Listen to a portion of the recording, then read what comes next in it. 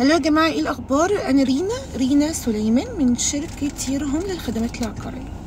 بس احنا النهاردة معانا فيلا مش سهل انك تلاقي المساحة دي دلوقتي. يعني أنا دايما بحب المساحات الكبيرة وبقول الكلام ده في أكتر من فيديو، لأن بيكون عدد الغرف مش قليل. الحاجة التانية انه انا بحب المساحات الواسعه. ناس كتير قوي زيي بحب الريسبشن كبير، بحب عدد الغرف كتير، بحب عدد الادوار كتير. يمكن الحاجه الوحيده يعني في الحقيقه اللي ناقصه في الفيلا دي هي الاسانسير، وده من وجهه نظري انا المتواضعه. لو اول مره تشوف القناه ما تنساش تعمل سبسكرايب وتفعل زر الجرس عشان يوصلك كل جديد. احنا النهارده معانا فيلا مستقله في كومباوند على شارع التسعين مباشره. الارض معانا بتكون 1050 متر، المباني معانا حوالي 850 متر، بدروم ارضي اول روف. كويس. طيب البدروم معانا ووك اوت، فاحنا عندنا يعني انا مش عايزه اقول عليه بدروم في الحقيقه، انا محتاجه اقول عليه ان هو دور ارضي، لان هو بسوى الجاردن ومنور. البدروم دايما بيكون شويه مقفول يعني نازل لتحت، والناس بتخاف من الامطار. انا ما عنديش بقى ده، مش موجود خالص. يعني ما عنديش بقى اخاف من المطر، تمطر زي ما هي عايزه. كده كده النجيله بتاعه الجاردن هتاكل كل الميه. ده حاجه. الحاجه التانيه ان انا عندي الجاردن بسوى ازمنت، فعشان كده مش هيبقى عندي مشكله. عندي التقسيمه عامله ازاي بقى؟ بس قبل ما اقول التقسيمه، لو اول مره تشوف القناه ما تنساش تعمل سبسكرايب وتفعل زر الجرس عشان يوصلك كل جديد. طيب البيزمنت عندي غرفتين، فيهم كل غرفه بحمام، ستورج، ريسبشن، مطبخ كامل، حمام سباحه موجود، جاكوزي في حمام السباحه برضو، وعندي برضو بار. يعني عندي جزء احنا هنشوف بقى في الفيديو عشان ما نلخبطكوش. وبعدين الدور الارضي دايننج لوحدها خالص كبيره، يعني بتاعت زوار كتير قوي. كويس. وبعدين عندي ريسبشن كبير اكتر من قطعه، يعني حمام ضيوف، مطبخ ليه 2 انترنس، عندي غرفه سواق بالحمام موجوده خارج الفيلا تماما. وعندي في الدور الاول غرفه معيشه، وعندي 4 غرف كل غرفه بحمام. كويس كويس قوي. وبعدين اطلع الدور التالت او الرابع زي ما انتوا عاوزين على حسب حساباتكم. يعني عندي غرفه كبيره جدا بحمام، وعندي مكان للدراير وبنحط فيه الغساله وشويه غسيل والحاجات دي، وروف كبير جدا. الفيلا عندي متشطبه، دفع كاش اسلام فوري. الفيو بتاع الفيلا اكتر من رائع، لاندسكيب ليك، لاندسكيب ليك. يعني انا طيب، بس انا عامله ايه بقى؟ انا واحده بحب الخصوصيه، وانا قافله كل ده بسور. ممكن تبقى انت غيري، او اللي بيشتري البيت ده ممكن يبقى طريقته في المعيشه غيري، فبالتالي يقدر يعمل ايه؟ يقصر السور شويه، يعني يصغره، ما يخلوهوش طويل كده بحيث ان هو يبقى منه للفيو على طول. ده في الكشف الاسلام فوري. يلا نروح نشوف الفيلا، خليكم معايا، اوعوا تروحوا في اي حته. بصوا بقى يا جماعه الفخامه. انا بحب البيوت اللي شكلها غنية، ودايما انا في قناتي بقدم كل حاجة بتعجبني، مش كل بيت بروح اتفرج عليه بصوره. في فيلل كتيرة جدا بروح اشوفها ما بتعجبنيش وما بصورهاش. البيت محتاج شوية صيانة، وده امر طبيعي جدا لأي بيت يعني مستعمل، لكن الحاجات دي ولا حاجة بالنسبة للمساحة والتشطيب والأرض والمباني. شوفوا السفرة عاملة ازاي، يعني حاجة آخر شيك صراحة يعني. وحجمها ممتاز. البيت محتاج عائلة كبيرة، في ناس هتقول كده، وفي ناس على فكرة بيبقوا 3 أفراد بس هما زيي بيحبوا البيوت الكبيرة، الفيلا الكبيرة الفخمة، لأنه المساحات دي زي ما قلت في بداية الفيديو مش سهل إنك تلاقيها دلوقتي. حتى هتلاقي ليها كومباوندز معينة، يعني في كومباوندز دلوقتي كتيره وبراند نيم وكل حاجه، ولكن ما بتعملش المساحات دي. لو اول مره تشوف القناه ما تنساش تعمل سبسكرايب وتفعل زر الجرس عشان يوصلك كل جديد. شوفوا الشغل اللي على الحوائط عامل ازاي، والنجف ما شاء الله. اللي يشوف الفيديو ويشوف الفيلا يقول ما شاء الله، لان هي حلوه جدا. احنا كده على فكره لما دخلنا من الباب الفيلا احنا طلعنا على الدور الارضي، او هنسميه بقى الاول، لان احنا طلعنا كام سلمه كده. هو ده اللي انا كنت بحاول اشرحه لكم. فده يعتبر الدور الاول. كويس كويس قوي.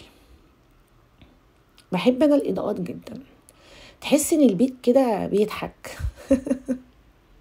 صراحه يعني منور. يعني انا كمان بحب قوي الفيلا المنوره، الشقق المنوره.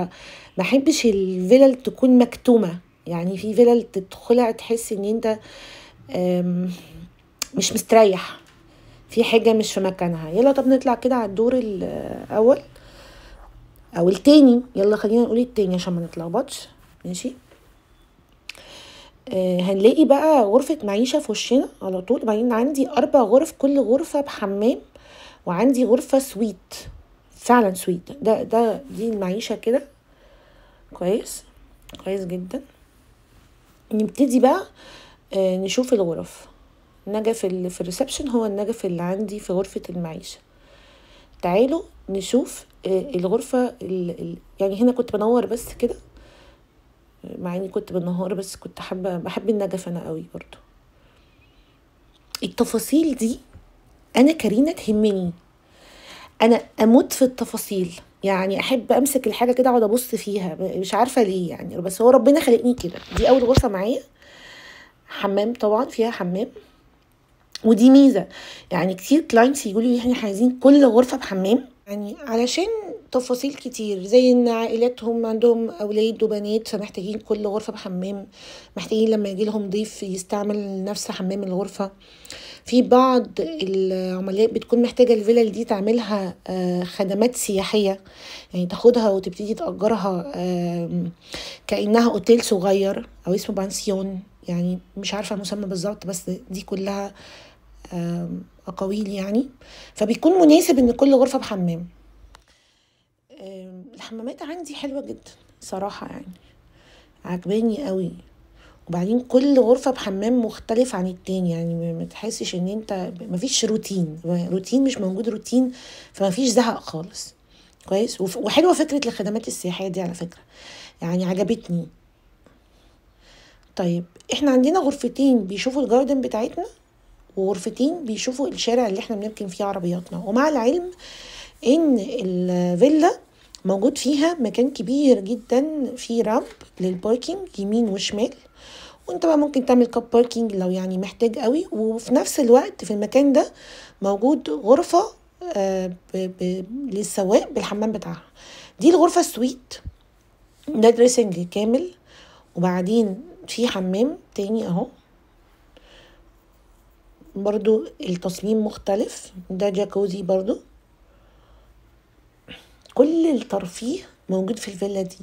يعني زي ما قلت يمكن، يعني بصراحة تقسيمة، عدد أدوار، عدد غرف، كل غرفة بحمام، حتى الغرف اللي في الدور الأرضي بالحمام. فبصراحة الفيلا ممتازة. مش مهندسة يعني، أنا بقترح بس. دي الغرفة السويت. فعندنا هنا قاعدة ظريفة جدا، أنوارات طبعا مش قادرة أحكي لكم. وده السرير وشكل الغرفة عامل ازاي. الله أكبر الله أكبر. ده حجم الغرفة، والشاشة دي بتلف، يعني لو احنا قاعدين في الكاوتش دي او على الكاوتش دي بنلف الشاشة، على السرير نفس الموضوع. وده دولاب برضو، انا عارفة في ناس كتير عندها لبس يعني كتير. التكييفات كلها سنترال معانا.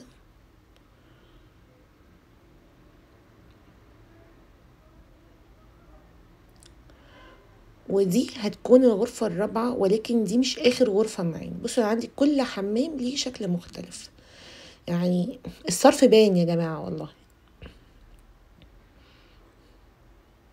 انا كده على فكرة كنت بصور الفيلا بسرعة، يعني انا كذا حد نزل شاف معايا الفيلا دي قعدنا فيها مش اقل من 1.5 ساعة، ما شاء الله يعني. لان احنا طبعا كنا بندق في شوية حاجات وبنشوفها. بصوا ده شكل الجاردن بتاعتنا.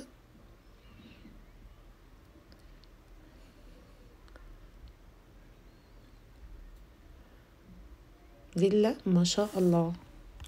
يلا نطلع الدور الرابع والاخير، يعني ده اخر دور معانا. ميزة الكومباوند انه اللي فكر يشتري الفيلا دي ممكن عادي يقفل الروف، يبقى شقة لوحده منفصلة مثلا. يعني انا بدي افكار، والافكار دي بتمشي على حسب تتناسب مع مين، كل عميل واحتياجاته. انا بالنسبه لي الروف عايز شغل، يعني عايز برجوله، عايز شويه زرع، عايز شلال، شويه حاجات. طيب دي اللي احنا واقفين فيها الصغننه دي غرفه غسيل. كويس. ده حمام. تمام. ودي غرفه كبيره جدا، وعندي دواليب لاكرات كلها. تمام. وبعدين هنطلع تاني برضو على روف، يعني الأوضة دي ليها مدخلين. كويس ماشي. احنا على فكرة يعني بعد حمام السباحة ده في جاردن كبيرة، في ليك كبيرة، بس طبعا انا بحب الخصوصية زي ما وضحت في بداية الفيديو.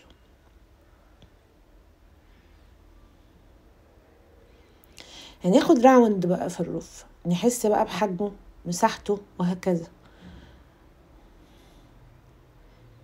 انا بشوف الجزء ده للخدمات. طبعا هنا كنت اختصرت ال3 ادوار اللي انا نزلتهم عشان اقصر الفيديو يعني، وابتديت هنا من الدور الاول ان انا انزل على الدور الارضي اللي هو بسوى الجاردن. بننزل نلاقي ريسبشن كبير جدا. الفيلا دي هناسها، يعني في ناس بتدور على المساحات دي، محتاجة المساحات دي، ومش شرط والله عائلات كبيرة، في ناس بتحب الفيلا الفخمة، تعيش في البيوت الواسعة. بصوا ريسبشن قد ايه، يعني انا لو عندي ضيوف مثلا وعاملين بارتي في الجاردن او حاجة، هم مش هيستخدموا الدور الاول خالص، ده لو انا مش عايزة ده. كويس. انا بحاول اجيب الريسبشن من كذا اتجاه عشان نحس بالمساحة. تمام. معانا هنا غرفتين، الاتنين بحمام وستورج برضو. ده الحمام ودي غرفة، ده ستورج، وبعدين دي غرفة تانية بحمام. عدد الغرف هنا معانا ما يعادل 7 غرف من غير غرفة السواق، من غير الستورج. بصوا بقى الجاردن، شوفوا في هنا حاجة مهمة جدا، ان معظم الفلل، معظمها مش كلها، اللي فيها حمام سباحة لازم تاكل الجاردن، يعني ما تحسش ان في مكان تتمشى فيه عشان لو حد رجليه في النجيلة وبعدين راح حاطط دخل البيت فبيبوظ البيت. لا، احنا عندنا مكان عاملينه علشان تقدر تتمشى برضو من غير ما تبوظ النجيلة، برجولة، ومساحة للجاردن زي ما احنا شايفين رهيبة. بصوا حتى شكل البيت، تحسوا ان انتوا في الافلام ايام العز، ايام ما كانت المساحات كبيرة وشكل البيوت كبيرة والفيلا شكلها كده فخم. حتى السلمين دول عاجبيني جدا. شفنا الفيلا خطيرة، محدش يقدر يقول ولا كلمة. قد يكون فيها بعض الصيانات، ودي حاجة انا اعترف بيها، وطبيعي جدا اي بيت بيتعمل له كل 5 سنين صيانة او كل 3 سنين يعني، ولكن احنا مش هنعمل صيانه ان احنا بنبيعها. كويس. طيب انا بشوف ان الفيلا دي ناقصها اسانسور زي ما قلت في بدايه الامر، لان انا شايفه ان هي برضو 4 ادوار كتير، شباب كبار صغيرين، انا شايفه ان هم كتير يوميا ان احنا نستعملهم. فرأيي الشخصي ان احنا يا الا نلاقي مكان داخل الفيلا ليها اسانسور، او خارج الفيلا، وده بقى سهل قوي يتعمل برضو اسانسور. ده اللي انا من وجهه نظري المتواضعه شايفه ده. ناقصها ايه بقى؟ ولا اي حاجه. الصيانه دي سهله جدا، شويه دهانات ديكورات، انا مش مضايقاني في اي حاجه خالص.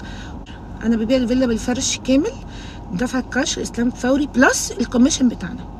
طيب احنا عشان نشوف الفيلا نعمل ايه؟ اسكرينا على طول، مش هنفكر.